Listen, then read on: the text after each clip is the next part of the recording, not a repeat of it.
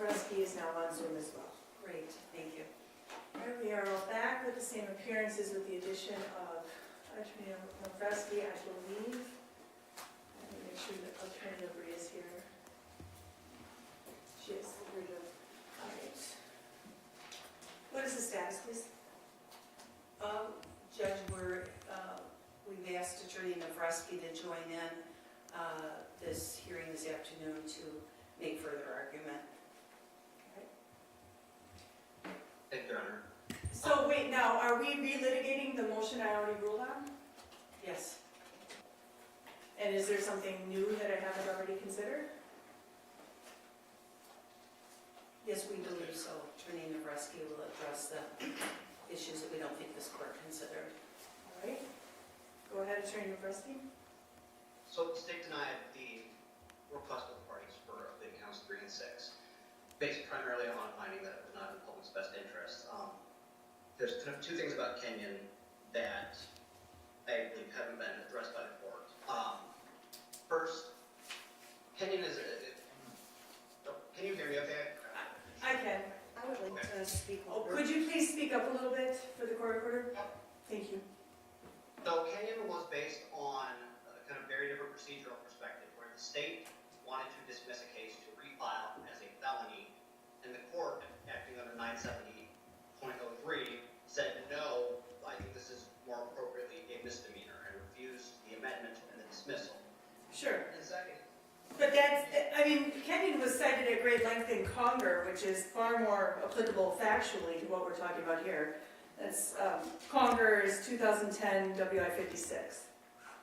Kenyon also speaks to another aspect of the public interest that the court needs to take into consideration, and that is that the prosecutor is given sufficient freedom to exercise legitimate discretion and to employ the best effect his or her experience and training can make, and essentially fulfill that statutorily and constitutionally independent role of deciding which cases get prosecuted, which charges are brought, and the strength of their cases as they go to trial. This case has been heavily litigated. Trial prep has been underway. We are not privy to the state's trial prep, what reasons they have for moving in the direction they have on plea negotiations, resulting in the given offer. That's not for us to know. The state has its own ability to exercise that executive authority with some limits placed by the court and the court's inherent authority. I'm sorry, I didn't hear his last. Well, you'll need to repeat what you just said, please. The ability of the state as the prosecutor to exercise its constitutional function independently, there is room for the court to act in its inherent authority to consider the public interest. That needs to include the public interest focus of the state being able to act without undue influence by the judiciary in its charging and prosecutorial decisions, and in determining its own readiness for trial, and what appropriate concessions are going to be made if its readiness for trial is, for whatever reason, in question, or it just does not feel that certain aspects of the case are likely to be proved.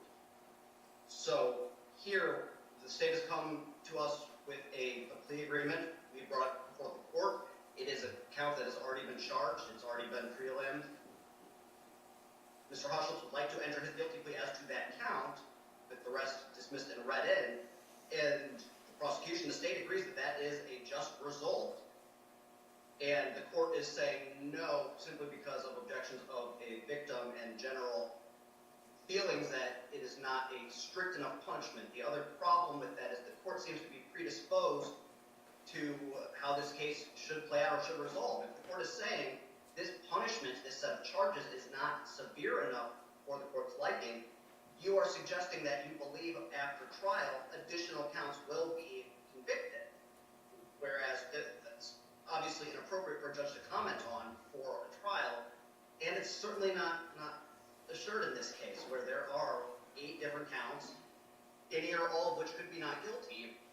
This is a fair middle ground between the risks of going to trial for the state and losing, and the risks of going to trial and losing for Mr. Hauschultz.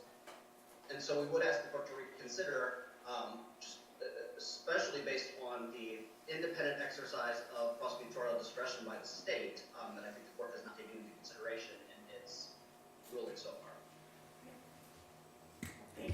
think the parties, I'm sure, are very well aware that the district attorneys absolutely, pretty much unfettered discretion in deciding what charges to bring, whether to bring charges at all is well recognized. They are vested with a great deal of authority by the legislature. They are constitutional officers. But once a case is under the jurisdiction of the court also has independent discretion that it has an obligation to exercise. If the court is only rubber stamp agreements, then what is the point of an independent judiciary? That flies in the face of our system of checks and balances that is inherent in our system of jurisprudence.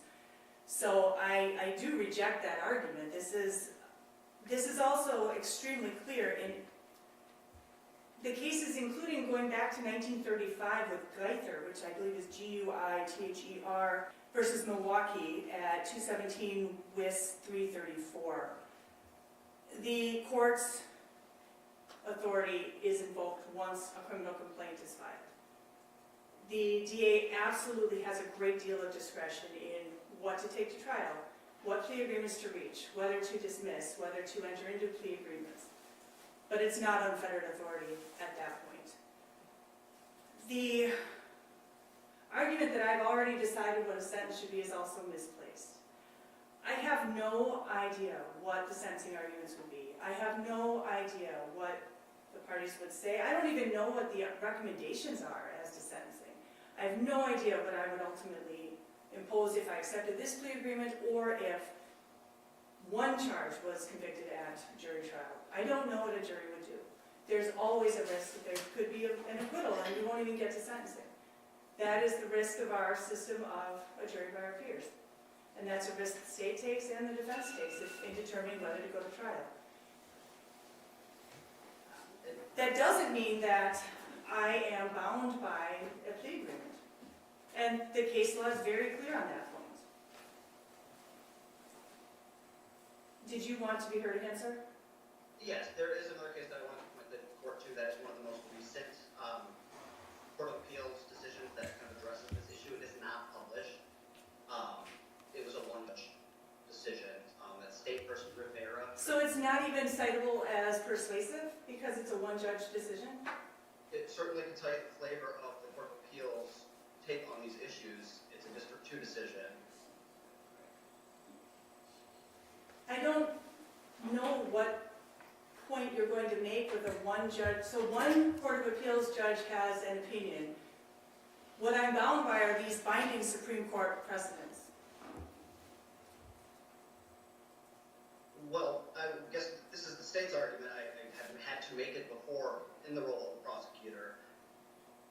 The court can't prevent the state from simply not putting on a presentation as to the counts that the state does not want to convict on. Absolutely, and the state can move to dismiss charges they don't want to proceed to trial on. The state does still have the ability to react. I don't have to accept a plea agreement. And I've previously ruled that I'm not going to accept this plea agreement. I gave the parties half an hour to negotiate. I didn't give the parties half an hour to come up with new arguments. I've made my ruling. I need to know how the parties want to proceed. Are we going to start trial on Monday, or are you going to continue to negotiate?